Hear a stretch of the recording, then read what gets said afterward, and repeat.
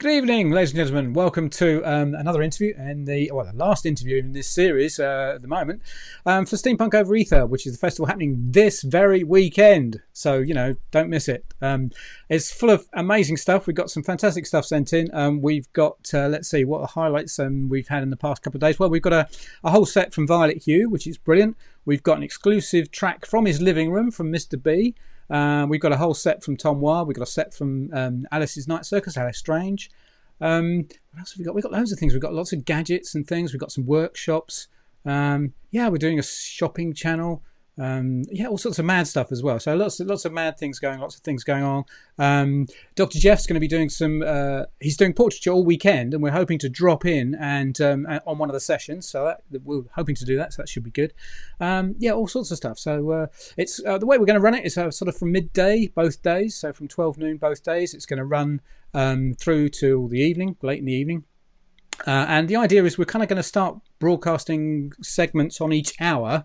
And they'll probably be about 45-50 minutes long, so we can take a break because it's quite difficult setting all this up and going from one thing to another. So we'll probably be not broadcasting for 10-15 minutes, and then we'll start again on the hour.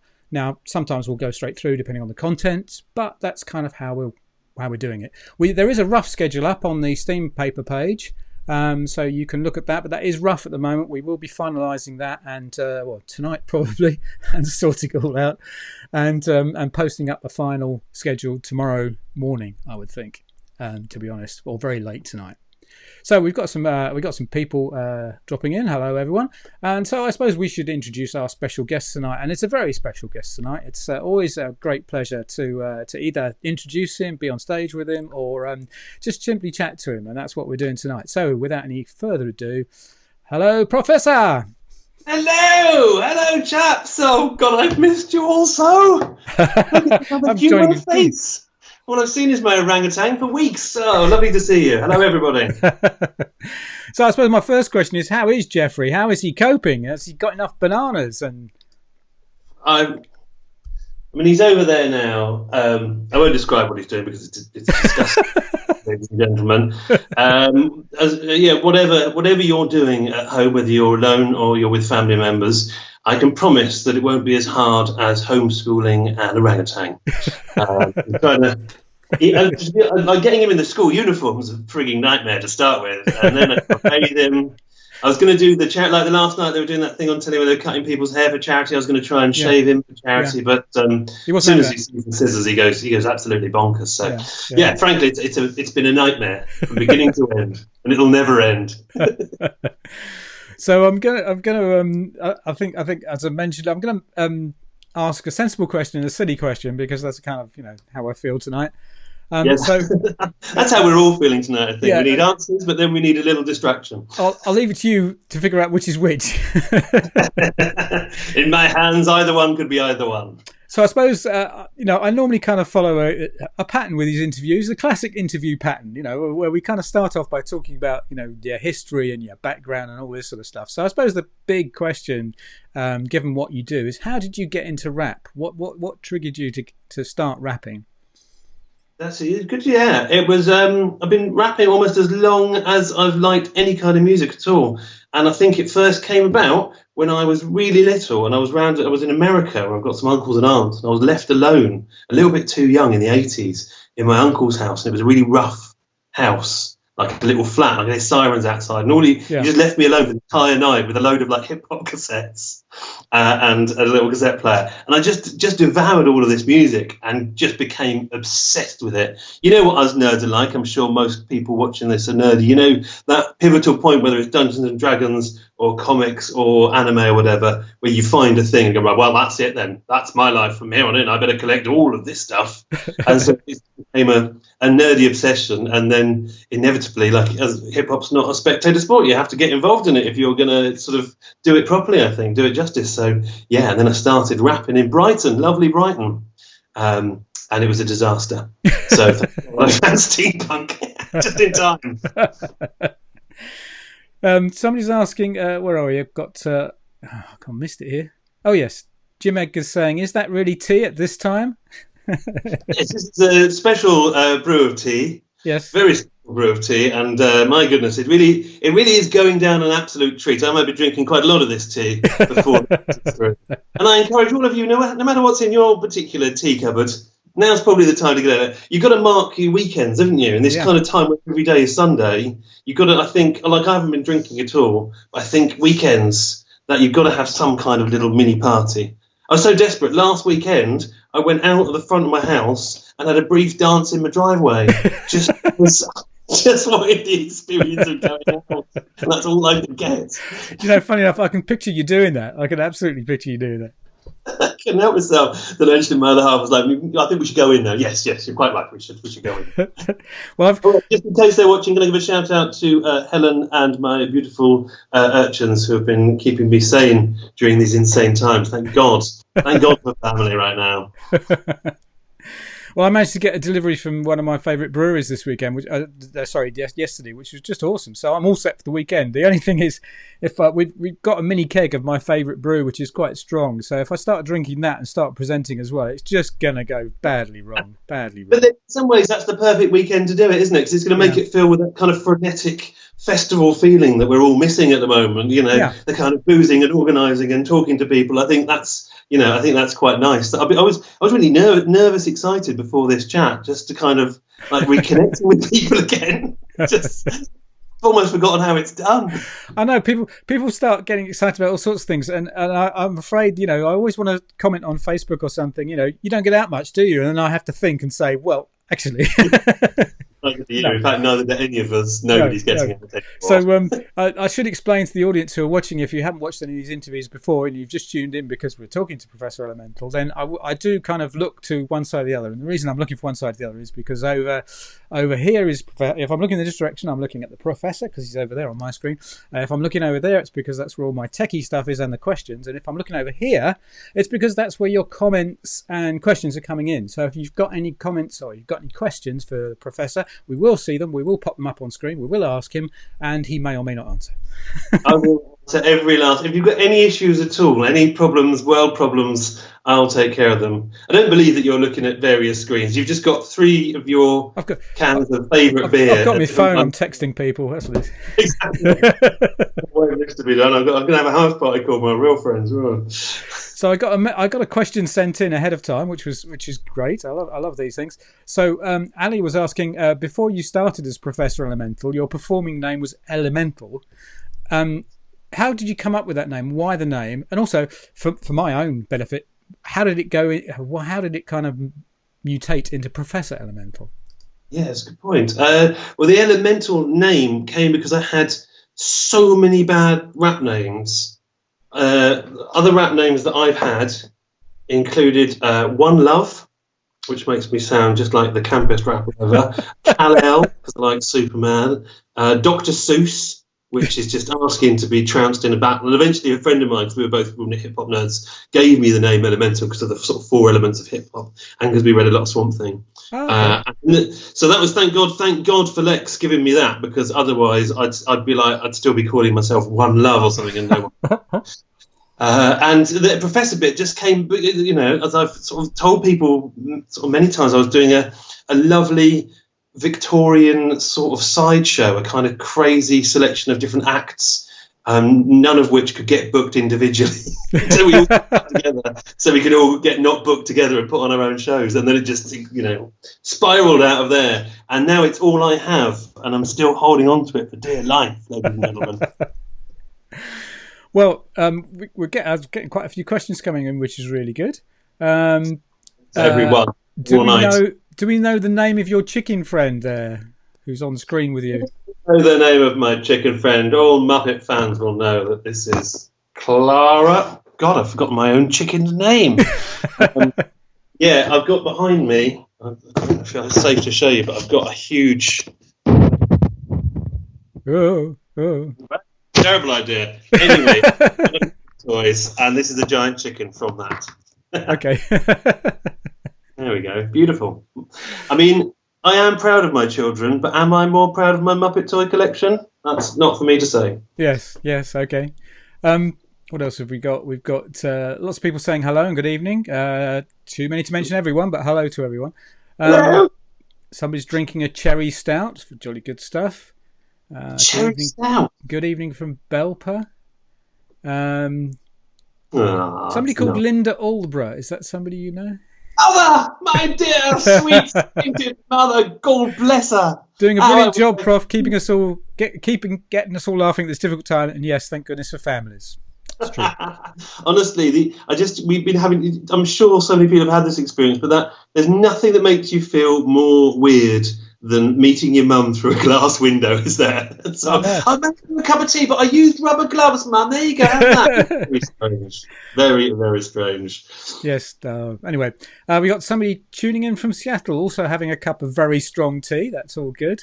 Oh, that's what I like to hear. Yeah, now is exactly the time for a good stiff tea. Yes, there's somebody asking medical questions. I'm not sure. Where are we? Somebody... What, like they've got a medical problem? Because I can probably sort it out. I know about most stuff. Adam Misfit is saying, Dr. Zeus for the Prof, this rap it is. We'll be featuring Madam Misfit over the weekend. We've got some great songs from her, so we'll be playing those. I'm really torn with Madam Misfit because on the one hand, she's very, very rude to me. Yes. On the other hand, she's one of my favourite steampunk performers. Yeah. So I'm sort of caught either side of the line, really. I have to go on the side of that she's absolutely amazing. So she's on this weekend, everybody. You should watch her. She's brilliant. So now you got to work out with a sensible or silly question. So anteaters, what colour should they be? What colours have you got? Depends, doesn't it? Depends what colours you've got available in the lab. Like you could inject an anteater with any colour if you're committed enough and you're putting the hours in. That's what I think. A lot of the mad scientists these days, they're very casual. They want the quick fix. They want, I've made a blue anteater. Yeah. But polka dot or rainbow anteater can take weeks sometimes. And I think that's where science is wasting its time. On all kinds of ineffectual things at the moment. All we need is some amusingly coloured anteaters to keep us going. They could release them into the streets, so we've got something to look at out the window when we're in lockdown. I like that, yeah. And they eat all the ants, which is even better. So what appeals to you about this is a standard question that I ask everybody who gets into steampunk, so I'm sorry if you've heard it before, but what excites you? What do you like about steampunk? What is it about steampunk that attracts you? Well, it's one of those things. Bloody chicken, wherever I put it, it's slightly in the way. I think it's one of those things. Like so much of the stuff that we've been taking for granted, the joy of steampunk is something that I not took for granted, but like having it taken away, having the community taken away, and not being able to connect with people and see friends and make plans and do crazy collaborations. That's made me realise how much I appreciate it and how much I feel very sort of connected to it, and really miss it if it's gone. Like the kindness and ingenuity of steampunk. I know it's happening with all kinds of subcultures and groups. But the fact that you've set this festival up.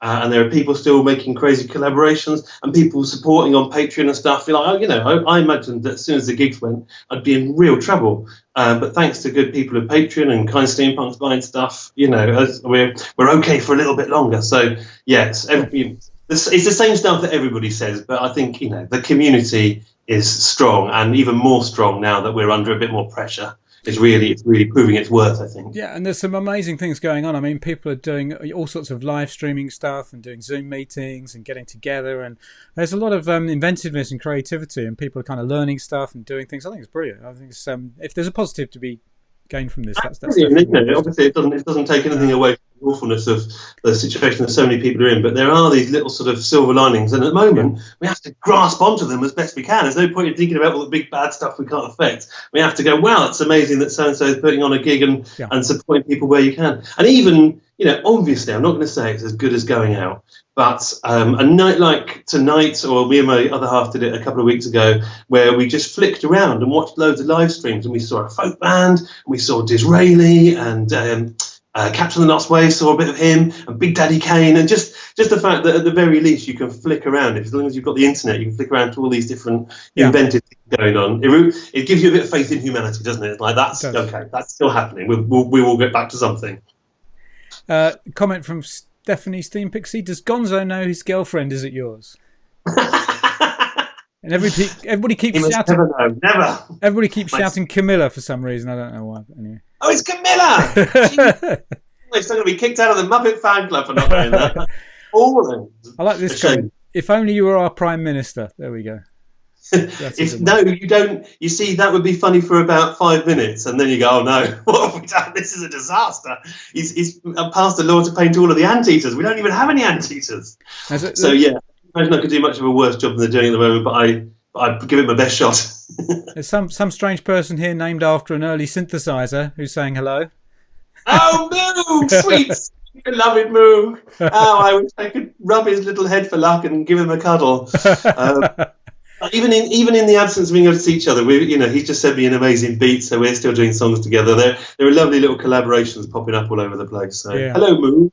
I miss you. I'm looking over here a lot because there's so many comments coming in. I'm trying to keep track of them all and make sure I don't miss anything that I think should be asked. Or I think I'll be making some kind of regular appearance once I've got my technology up. So if we do miss you this time around, we will get to. Yeah. We'll do another thing. Yeah, I've been enjoying these interviews quite a lot. So I think once I've got the festival over, which is I'm going to take a kind of week off or so. But then I might do some more. I might if I'm be stupid enough. So show, doesn't it? Because, you're one of those people, like a lot of the organisers I know in steampunk, who take on loads and do loads, and you're just like, oh man, it looks quite stressful and quite hard. But the second it goes, you're like, oh, I'm missing the stress. I need to get back in there. See, you must know this as a creative person, and I'm sure there are many creative people out there who will recognise this. Do you ever get in the situation where you come up with an idea in the bath or on the train or wherever it might be, you come up with an idea and you think, oh, that's brilliant, and then about halfway through carrying it out, you suddenly realise...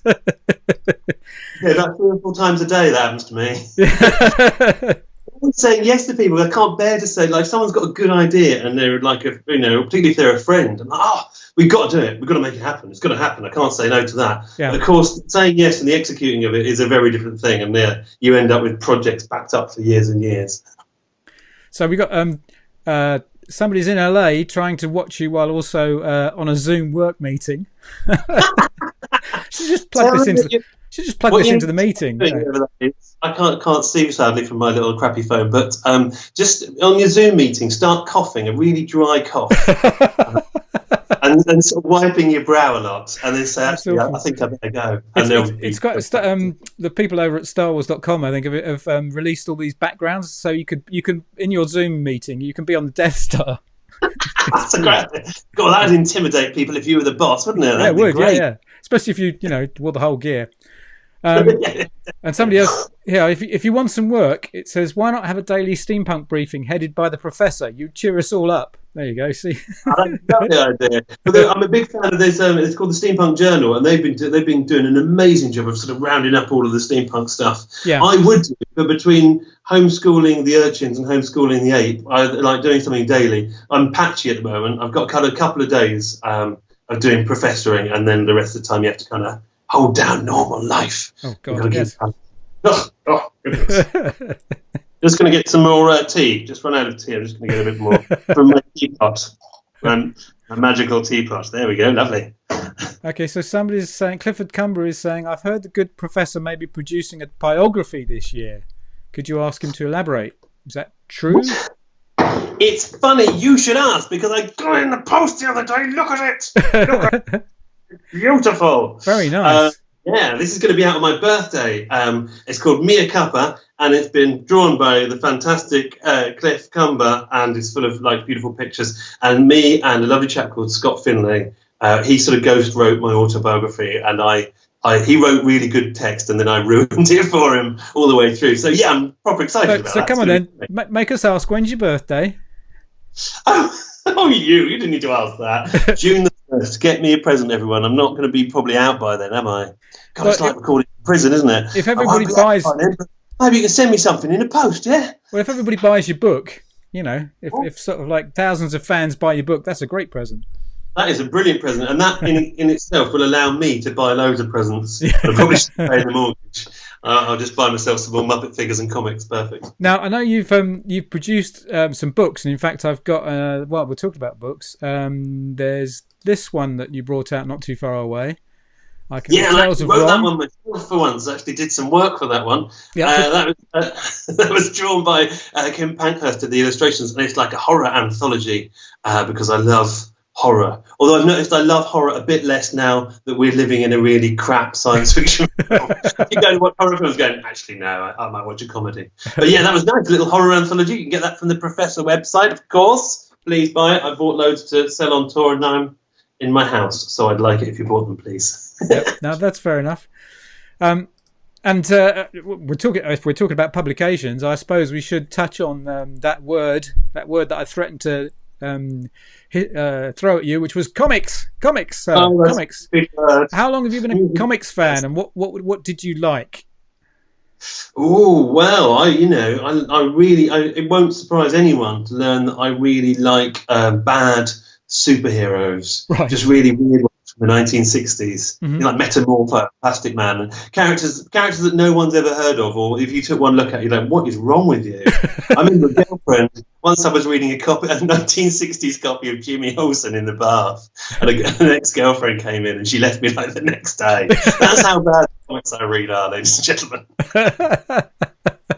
So yeah, I'm very enthusiastic and have terrible tastes. So are there any current comics you really like, or? Yeah, I was really digging, before the world stopped, I was really digging DC comics. I just really like DC superheroes. I think they're really weird and strange. Like Grant Morrison doing Green Lantern is like my absolute favourite. It's really bonkers.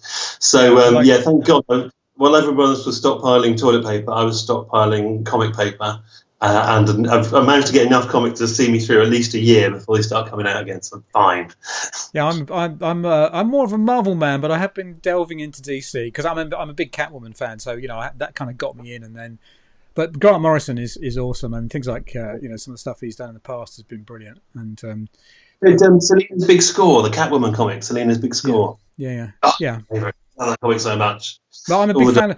I keep saying that I'm a big fan of Valiant comics as well. I do like Valiant. They're kind of got some great characters. And now you have got, of course, your own comics. Let me just see if I can bring up some covers. So we've got a whole range of different comics. Now, are they a sequel? Do they tell a continuing story, or are they all stand alone? No, they're a lovely anthology. I mean, almost all of the stories, all the brilliant stories were written by a chap called Chris Mole, and drawn by just the hugest range of artists. Everyone from Tom Brown, who all steampunks will probably know, people like Charlie Adlard, and lots of UK independent people. It really introduced me to the UK sort of independent scene of comics. That there are so many sort of vibrant things out there, just like there is with music. But as you'll probably have noticed, there's a sort of pattern developing here. The more we talk about my great works, in that great Chris Mole wrote them and brilliant artists drew them, and then I took as much of the credit as possible, like some kind of budget steampunk badly. One of the ones I liked, particularly because I love the album, was I think you did a comic based on Ape Quest, didn't you? Yes, we did. We did Ape Quest. Yeah, I was so chuffed with that. The artist was amazing. The chap who draws Teenage Mutant Ninja Turtles and Star Wars and stuff. Yeah. We're doing a comic at the moment with Jamie Keys for the new Nemesis album, and that is going to be a similar thing to Ape Quest in terms of it just being one overarching story, and I'm going to try and make it as comic-y as possible. Now, it's funny you mentioned Nemesis, because there's this chap called Ian Crichton who keeps wanting me to ask you about it, The vagabond, the scoundrel. I know. Somewhere here, hang on, let me see if I can find it. Right, here we go. Let me put this up on screen. There we go. There he is. There's our winner, our absolute beautiful winner, the Time and Space Constable, played by Most Prob, who is an amazing battle rapper and a good friend. So for those he's actually done a rough song of it, and it sounds absolutely amazing. Cool. So for those who aren't familiar with the Nemesis thing, just tell us briefly what it was. So at the end of an album I did called School of Whimsy, I left myself trapped and beaten up by a mysterious nemesis. And then earlier in the year, when the world was still normal and you could get away with this sort of thing, I did a competition for people to design me a nemesis. And I had about 85 entries, any one of which could have won. And then we got together. Brilliantly, though, I was going to do it by a public poll, the nemesis. I chose some finalists, did a public poll on my website, and there was massive cheating almost immediately. Like a couple of entries just went like into the thousands, hundreds of thousands, and the other ones were like sort of 40 or 50 of that. So I had to stop the public poll, But I was also quite pleased because that's quite an evil thing to do, and that's what I want my nemesis to be like. Well, nobody would. There's at least two people who won't forgive me if I don't bring this up and show this in context as well. Oh, hang on. Oh, why is that not going up there? Oh, there we go. It is going up there. It just took its time. Isn't he lovely? What a handsome bastard! I couldn't have someone that handsome to face up against. And the Doctor's quite pretty as well. So that's a lovely Tom Brown picture of Herr Doctor and his minion. Yes. Who would actually have made a brilliant nemesis, but because I had someone else, one of the reasons I couldn't have him be the thing, because I had someone else playing him, and I know Herr Doctor, and I couldn't have someone else playing him as my baddie. Also, he's like a real life nemesis. He's a vagabond and a scoundrel. I don't need him to be my fictional nemesis as well. It's too close to reality. Too close to home. Yeah. I've got to watch the guard for him anyway, let alone in my fictional life. Now here we go. This is quite nice. It's saying, could you give Melanie and Mike a big shout out? We were due to get married tomorrow in Bliss Hill, Telford, Shropshire, but this situation. My God, Melanie and Mike, bloody lovely bastards. I want to wish you all the very, very best. If you like, maybe I could do your wedding over the phone. I could facilitate the whole thing. You set me up in the corner of the room, and I'll get a vicar's outfit.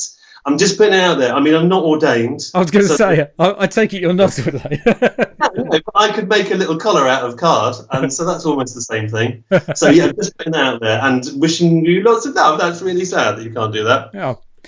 Joe Ramone is saying, are you wearing your Skyping trousers?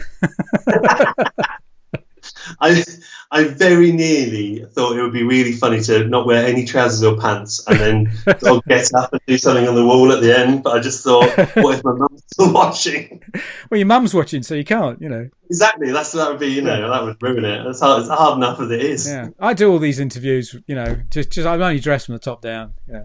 Absolutely. That we're all dressed from the top down. Trousers I can't do fighting trousers anymore. They're a thing of the past. They're a relic, like handshakes or hugs. Now, kilts, for or against? Well, kilts? Yeah. Well, I haven't been a big kilt guy in the past. I haven't had anything against them. Just I've had no access to kilts.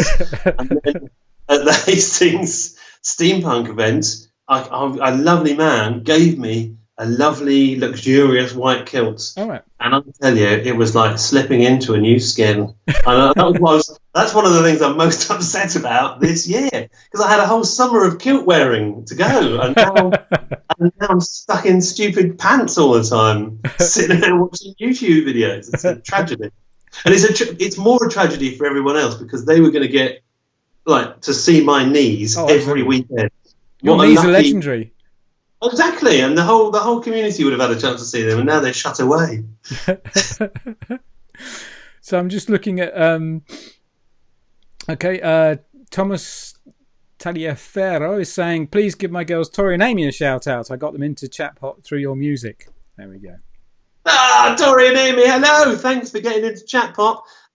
If you're bored of homeschooling, I don't know what age you are. It doesn't really matter, actually. You should write some Chatpot raps and then film them and then send them to me, and then I shall appraise them and judge them. In a very judgy way. In a very judgy way. I'll probably be nice, but as long as they're good. Now, we know that your music is, we all love your music. Your music is fantastic, and the words and the way you work with words is fantastic. But there is a person behind your music who we don't often see, we don't get to hear much about, and that's Tom Caruana. Now, I know you do credit quite a lot, but I want to know more about this man, this mysterious Tom in the background. So tell us all the gossip. Come on, tell us what he's like.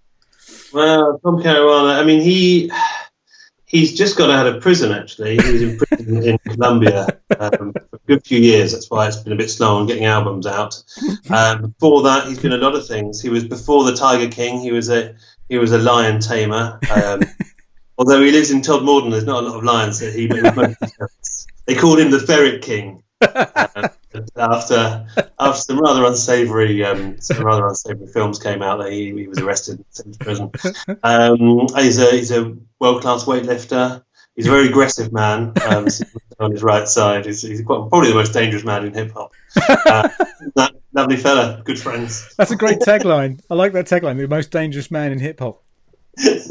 Particularly for Tom Caruana, if anyone knows him. He's ridiculous. Like, if anyone wants to ever feel bad about like not doing enough creative stuff, they just need to hang out with Tom for 5 minutes. He makes, like, I can sit with him for 5 minutes and he'll make just the most amazing beats. If I ask him for music, he'll send me 50 incredible beats. Knocked up that morning, and then I start writing a rhyme really slowly, like, oh, I've got to keep up. See, I think you're incredibly creative because you do all this different stuff. You know, you've got your music, you've got your books, you've got the comics, and you know, there's loads of stuff. And I know through your Patreon feed, you're very active on that as well as social media. So, you know, I've always thought that there are a few people out there who I think are massively creative, and you're definitely one of them. It's like you can't cross the street without being creative or just creating something. That's so nice of you to say. Yeah, I think it's born out of having sort of too many ideas and not enough time, and also a slight sort of desperation, partly for affirmation that I in some way count and exist in the world, and also because I don't want to go back to work. And I'm really that's why I reckon I'm going to be quite innovative during lockdown. Like, this could go on for 18 months, I think. There could be no gigs, not only this year, but for a good chunk of next year. Yeah. That's why, and I think that's going to make me incredibly innovative. Because if I don't work something out with the professor, I'll have to get real work. And hopefully that will be good for people who like my music, because I will be making lots of it and hopefully doing some interesting, fun stuff with it. Yeah, I think performers and artists are going to have to find new ways of connecting with audiences, and hopefully audiences will respond. And I think they will, because I think once there's a dearth of things that, you know, because you can't go to these things anymore. You know, you still want music and entertainment to everything in your life. And so I hope that it's going to go forward. That was the whole reason for doing the festival and for, you know, doing all these interviews, is kind of to you know, make sure that we all still get entertained and remind ourselves of how much fun and wonderful music. I'm waffling now, aren't I? I'm going to stop now. Exactly right. And I think it's not only nice from a sort of musical point of view and keeping careers going, but it's a good reminder of humanity, isn't it? That we're all a bit disconnected from the world and disconnected from our friends, and that's it's a real sign that art is a real sign that humanity will always prevail. There was, in amongst all of the kind of weird, wonderful tweets you see, there was a very good tweet that I saw recently where someone said, you know, they've taken away lots of art funding and music and all that kind of stuff has had less prominence in some ways in our society. And it turns out that's the thing that we need the absolute most during all of this. So it's quite, you know. Yeah. Moog was asking, sadly, he was saying, actually, I'll put it up on screen. Sadly, I must go soon. Will this be available to watch another way later? Yes, it will, Moog. It will be up on Facebook on the SteamPaper page. It'll be there. Well, I won't say in perpetuity because I can't. But it'll be there for a while. I mean, you've got to go soon. What's he got? Is he going out somewhere? I don't know. I think he must, you know, maybe he needs to wash his hair or something. I don't know. Anyway. That's all it is. Yeah, probably. So I'm just going through the comments again, making sure I don't miss anything. Lots of people say, oh yes, okay. So Lewis is asking, hi Prof, will we be seeing a live stream set from you soon? Big love, Lewis and Anna. Well, I'm glad you asked, Mr. Lewis, sir. The only reason I haven't done it is partly because I was scared of doing a call and response in my bedroom. Because, you know, when I say Earl Grey, you say, yes, please, Earl Grey. So I need to work out ways to make it exciting and interesting. But I want to put on a night with Nick Maxwell and this amazing DJ called Victor Vector, the Gaslight Troubadours, and do a live set and me do a set with Nick Maxwell, because I think that will stop it becoming just looking a little bit depressing. But I need to get all the technology, because I'm a terrible Luddite. As I've mentioned several times, I'm entirely reliant on other people's talents. So now I'm having to do stuff on my own. It's taken me a while to catch up. Apparently Moo's got to go off and have curry. I mean, you know, seriously. Curry is more important than us, apparently. Yeah, I guess I really reluctantly I have to agree. Now this is an interesting question. Lisa Jackson saying, are there any girl chap hoppers? Have you ever come across any girls doing chap hop? Yeah, just like hip hop, you know, on a microcosm, it's very frustrating because there's, you know, it has up until now there's me, Mr. B, and now Thomas B. Wilde, just about, Not just about he's amazing, but he doesn't rap much. So No, in terms of not much of it. But fortunately, we have Madam Misfit, who has arrived just in time to stop it becoming an awful boys' club. And everything that she's done so far, I've loved bits. So I think, thank God, she's going to hopefully lead the way for other people to kind of come through with it, because it's such a tiny genre. There's plenty of space. Okay. It's not like it's crowded. It's not a crowded field. It's not popular. Come and join us. Cool. Just having a quick look again through the comments. Kerry Bliss, do you think you'll make another film, perhaps a sequel to the Chronicles? Oh, that'd be nice. Well, I mean, first of all, I'd have to be out of the house, wouldn't I? Because me doing the Chronicles recorded on my phone in front of my Muppet figures, I think would be disappointing. But I would love to do that. There's been a lot of talk of animated bits and pieces, which I can't go into, but we're still kind of working away at that with a few different people. And the idea of a prof cartoon, that is literally the thing that would mean I could do it and die happy. I'd be over the moon. So fingers crossed. Who knows? I can absolutely, again, it's one of these things I can absolutely see in my mind's eye, the prof as a cartoon. So somebody's asking, that's a perennial question, talking of nemesis, how is your relationship with Mr. B going these days? I hate saying this, but it's going very well, and I rather miss him. All right, I said it. I didn't want to have to say that in public, and I hope I'm gutted that it's been recorded, but I do. I miss the bastard. He had his birthday the other day, and I was going to turn up at his birthday and ruin it. I couldn't even do that. So happy birthday, Mr. B. I miss you terribly. It's funny because I was chatting with him the other day. He didn't mention you once. I don't know why. He's too upset, that's why. Oh, okay. I know what Mr. B is like. He's a very emotional man, and if he would have said Professor, and then about halfway through elementary, would have just started sobbing, and his moustache would start trembling. His moustache would start twitching. He'd be ever so sad. So it was lovely to see both you and Tom Wilde on stage at the Steampunks in Space last year, which I had the great fortune of introducing. Right. Wonderful. Yeah, it was wonderful. I enjoyed that gig tremendously. I sort of say it a lot because I'm lucky enough to have so many nice gigs, but when I sort of look back at the blur of last year, I had these lovely American shows, but that was a real culmination of all the things I liked in a really unusual venue. So big up the Leicester Space Centre for that. It was lovely. Now, I was going? Oh yeah, I was going to ask you while we're talking about gigs and so on. So what's the weirdest gig you've ever done? The strangest gig you've ever done? As you said that, you can imagine just a horrible load of images flashed across my mind of these terrible or is it all of them? Gigs. The weirdest one was the worst one was in Cambodia, where I'd been asked to do some shows. Wow. And the promoter was a bit of a weird, dodgy guy, and he put on this massive gig in a warehouse. And music's just sort of starting to come back to Cambodia, so it's quite a big deal. And it was a sort of Cambodian equivalent of Beyonce, and she had smoke and dancers and like a couple of thousand people watching. And I was on the side of a professor outfit going, "Wow, that's great! What an amazing thing!" And no one really spoke English. And then the promoter said, "Will you go on and do a couple of songs after her?" But she's the main act. I was like, "That's not normally how. No one knows who I am." He's like, "No, go on. He pays for me to be over there."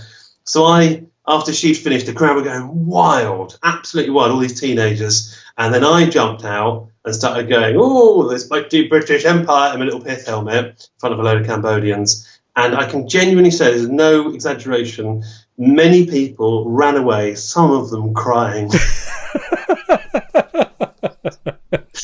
And my partner was there, Helen was there, and she was just watching, and I turned around and I saw her do this. So that's the best worst one. Somebody else is saying, shout out for John Tiernan. Keeps missing your shows because of work. We're looking forward. Big up John Tiernan. You can't still be working. Well, maybe he has an important proper job. I forget that people actually have doing some incredible things. And that's quite humbling, isn't it? When we're doing all of our kind of silly things of trying to survive. The amount of people who are doing absolutely phenomenal things. I've got friends who are making masks. and friends who are teachers, and obviously all the NHS staff as well. Big up to Adam and Lizzie, who've just been struggling with all that. So yeah, it's quite a humbling time to realise the important people in the world. It's weird because, if you're not one of those people, then the best thing you can do is do nothing, and it's kind of like, it's very strange. Now, Tabitha is saying, "Hey, Prof, I assume you have a garden. Are you growing your own food?" I do have a garden, but it's a tiny little walled garden, and I've tried growing my own food, but it tends to end up sentient. Sometimes quite violent, and the last thing I want is to be attacked by a genetically modified carrot. So for the time being, no, I'm struggling my way through Tesco's like everybody else. I just imagine it would be full of bananas, but there we go. Here we go. I'm just reading. Somebody's imagining you as a guest on the Muppet Show. I don't think that takes a lot of imagination, frankly. That's the highest compliment I've ever been paid. I'm delighted. Thank you so much. Here's a sensible question. God's truth. Thomas is saying, any advice you can give anyone wanting to do Chap Hop? Yes, I do. Here's what you do. You just do it. Just don't think about it. Just crack on and do it. Find a beat you like. Write about some nonsense that feels true to you, stuff that you are interested in writing about or that you find really funny. Don't worry about the rhymes. That's probably my biggest bit of advice. Because I think when you start out, it's quite daunting to write a rap if you've never written raps before. The trick is more writing a good chunk of stuff that you're interested in and getting the hang of rapping to the beat. So just saying it out loud over and over and over again and listening to lots of hip hop to kind of pick up the sort of tropes of it and that kind of stuff. And that's probably, and just to get on and do it. And also, if anyone ever does want to try it, however rough it is, and I promise not to be horrible, just send me whatever you've done, even if it's just written down, and I'll happily advise and send stuff back because, if that's a way that I can help keep people occupied, I'd be delighted. Awesome. Tabitha's offering to send you some pots and seeds, so you can get on with your thing. And please do. That'd be absolutely marvellous. I'd be delighted. Just looking to see somebody's. You can grow your own tea. Grow my. That's a thought. So I was going to ask you. One of my silly questions is going to be, what's your favourite word rhyme? When you come up with, you must, sometimes come up with the most ridiculous rhymes for words, and there's some words that are very difficult to rhyme. So what's the favourite thing you've ever rhymed? Or I've got there's a rhyme scheme that goes, I'm elemental and I'm meant to be eccentric and different, extra prolific, vivisectionist that left them in stitches. And there's something about the eh and the I sounds combined together that I've always found really delicious. Here's a thing. For anybody who still wants to know about like writing Chap Hop, my friend's just started this thing called Rhyme Wave. He's been working on it for literally a decade. It is amazing. I think you just type in rhymewave.com. It's completely free. There's a little app on your phone. And what it does, it doesn't just do the rhymes of words, so like pot and not and got, but it does multi-syllabic rhymes, so like Snow White and Go Bright and Show Nights, that kind of stuff. Yeah. And that's how you become a really good rapper. So, I love playing with words. Words are just delicious to play with. They're the best of times. And rap is, you've got a luxury of words with rap. I've been your assistant a couple of times when you've done your rapping workshop, and I've been holding paper. That's all I've been doing, and it's been really great to not only see you but see what you inspire in people, because some people come up with some quite interesting stuff when you do that. So, steampunk, that's the joy. If you ever do a rap workshop in a steampunk environment, you're fine because everybody's got brilliant imaginations. Yeah. I once did a corporate gig at an accountancy Christmas party and did a rap workshop, which was a terrible idea at the best times. Everyone was getting drunk, they didn't want to do it. And imagine asking a load of accountants, so what should we write like a rap about, everyone? It could be about anything in the world, pirate clowns, undersea unicorns. And they're like, well, should we write it about tax? I was like, So it does depend on the person a bit. So there's a question here that's related actually to what I was going to come on to, which is what's going on in your life music-wise. Now, you've just released an album called Let's Get Messy, and somebody said, currently enjoying the Let's Get Messy album. Was Put a Curse on You aimed at anyone in particular? No, it actually wasn't. I think it comes from like I spend a lot of time, too much time actually, sort of ranting on stage sometimes, and I think it was a way of trying to condense all the sort of ranty side of my sort of professor personality into a song without making it too specific and making it kind of date as well. Because I don't really hate anybody that much. But yeah, it was like the album "Let's Get Messy" is produced by Mr. Frisbee, and I'm totally proud of it. It's a nice little departure in some ways. It's like a little summer festival. So it's nice putting stuff out that isn't anything to do with washing your hands or coronavirus or social distancing. It's got nothing to do with anything. It's just a proper escape. Yeah, I have been listening to it. I've been enjoying it as I enjoy most of your music. All of your music, sorry, all of your music. I enjoy all of your music. What don't you like? What is it?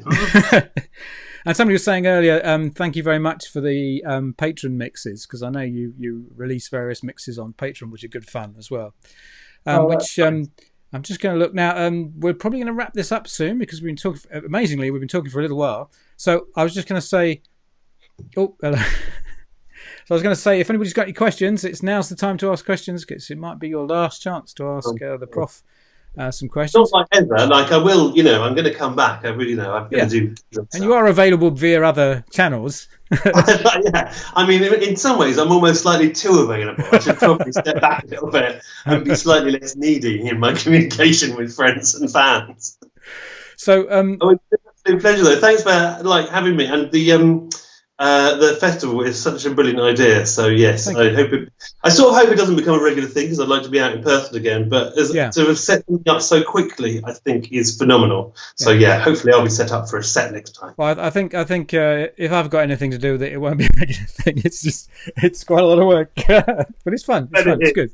But it's bloody well appreciated, sir. It really is. Thank you. Well, all seriousness, I've been absolutely blown away by people's response to it, by performers and artists and writers and steampunks. Response to it has been absolutely brilliant. And another, even things like the lovely Steampunk Explorer, which is kind of a US version of SteamPaper, it's very similar publication, have been talking about it as well, which is really brilliant. And also Ben Henderson, who does amazing things with the Surrey Steampunk Festival. He's organised something which I'm going to get the name wrong. It's the British Steampunk Broadcasting Cooperation. That's amazing! I couldn't believe that he knocked out like the day after lockdown. This wonderful sort of network for all of the different performers in the UK to kind of get together and upload their stuff. It happened so quickly that I've been struggling to keep up with what they've been doing with it all. But I just that in itself restored my faith in humanity. Yes, and I would certainly, there is some amazing performances in there, and people. Again, what's nice about that as well is that the people that I've never come across or people I haven't come across, because when you go to steampunk events, especially for somebody like me who kind of often gets involved in organising or presenting or something, I don't get a chance to look around, so I miss half the stuff. So it's quite nice to actually, see new things. I love new things. Good. I like this question, so I'm going to bring it up. It's what's your favourite board game? Ooh, are you into board games? Game. Do you know what? I've never been much of a gamer, and the couple of times with games that I've actually had made myself, I've struggled to play them in a sort of slight drunken haze. Like, let's play my game, everybody. It's all about me. I don't really know the rules. But I've got two small children, so we do play games quite a lot. But it's just the straightforward ones. It's like Monopoly, and sometimes we make up our own board games. I spent one of my homeschooling days, the best one I've done so far, is I took them in the garden and told them they couldn't leave a patch of grass and spent the entire day telling them they were shipwrecked. And then in the end, make a board game about it. I did lots of weather conditions and threw fish at them and stuff. It was brilliant. I've got a couple more questions. I've got quite a few questions coming in. I'm going to pick a couple.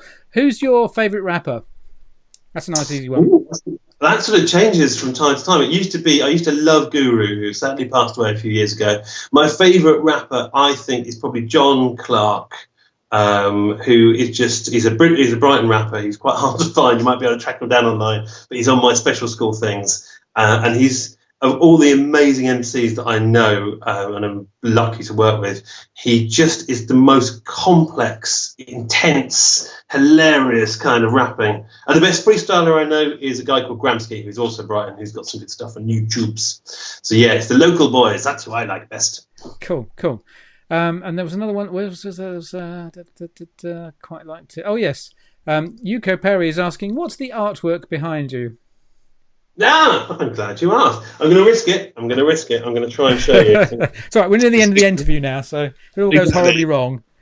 What have we got here? We've got a picture of Plastic Man, drawn by Scott Morse. We've got a lovely thing by my 11-year-old. Picture of happier times at Glastonbury. No social distancing there. Oh, no, look at that. And that's me writing my new album in the Isolator, my latest invention. Oh, and here's a picture of a pizza by another child of mine called Alice. It's really nice. That's the thing. That's my artworks. A lovely art gallery. I thought you might claim them as your own there for a minute, but you know. That is the sort of thing I'd normally do. I would take my children's work and claim it as my own. Oh, hello. What's happened there? Where am I? Oh God, it's all gone wrong. You disappeared. What was I thinking? Okay, am I back now? I can still hear you. Oh, hang on. I know what's happened. See, what's happened is I've accidentally flipped the camera. Around to the side. There, and it's leaning up against a small model of a chocolate mole cake and a swan cake. And that was a close-up of that. It's hard to tell. It was like some kind of strange, those quizzes where they say, "And what's this?" and then they zoom out. You know, it's like one of those. It's probably best you don't see what that zoomed out to be. To be honest. Okay, fair enough. I'm going to take this one last question because again I like this one, which is who is your favourite Muppet? It's from Chris Sparks. So who is your favourite Muppet? Well, that's a tricky one. I think I sort of wish I was Kermit sometimes. And my happiest times, probably some of the happiest times of my life, are where I'm hosting a steampunk show or a burlesque show, and I don't really know what's going on, and I feel like Kermit. There's all this crazy stuff happening. So I aspire to be Kermit. I'm on stage, I'm probably more Fozzie, and I feel like I'm often perceived as Gonzo. Those three, the holy trinity, if you will. Well, we're gonna play some of your music videos during the festival. So I've made a personal choice of some of the ones I like. Obviously, Let's Get Messy will definitely be one of them because that's right on the money. So I was just going to finish up by saying, you're obviously, if people want to follow you, get in touch with you, then you do have a website. So that's and that's where your shop is, isn't it? Where all your merchandise and. Yeah, if you want to kind of support and you want some cool stuff to distract you during lockdown, whether it's comics or CDs, you can get it all off the website. It's all there. And there's lots of comics and things. I think you've actually very kindly provided a free comic, I think, which is on your website. Yes. I give away free comic, and on Patreon for the next few weeks I'm going to give away all of the comics, like one a week, to keep people occupied, as well as some music and mixes and stuff. So I'm putting a lot of effort into Patreon because I really, really appreciate people on there. Yeah, Patreon is good. It's a great system. If you haven't, for anybody of you out there who haven't come across Patreon or used Patreon, do check it out. It's a brilliant way of supporting artists. It's basically going back to the kind of old method of kind of patronising, not patronising, that's the wrong word, isn't it? Is kind of supporting artists. Bit of your stuff, yeah. Yeah. But by kind of giving them a small amount each week, and in return you get lots of interesting stuff from the artist. So if you're a big fan, it's a great way to get, you often get quite personal things and quite interesting things, and it's a really good thing, I think. And that goes for, you get comic book artists, you get writers, you get all sorts on Patreon, including the good Professor, who does a marvellous job on his Patreon, can I just say. And then finally, I've also got what else have I got? Oh, obviously you're on Facebook as well. So cool.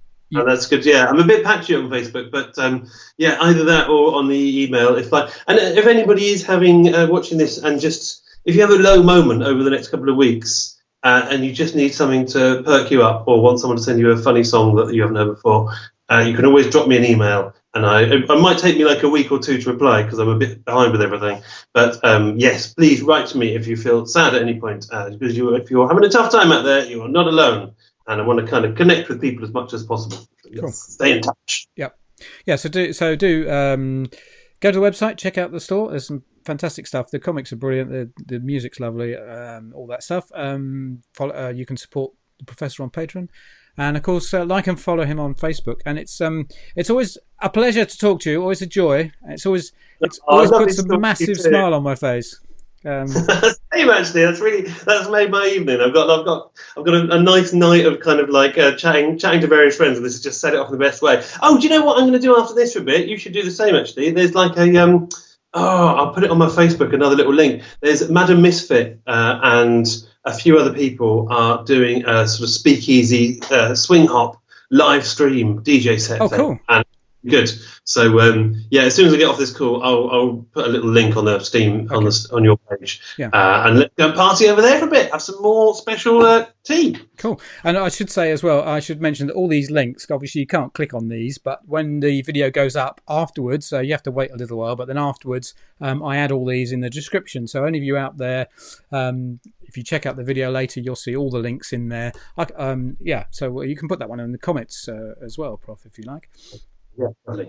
So as I say, thank you very much. What I like is I can throw anything at you, and I always like that. I'm quite nimble and I'm able to duck. I've had a lot of stuff thrown at me in the past.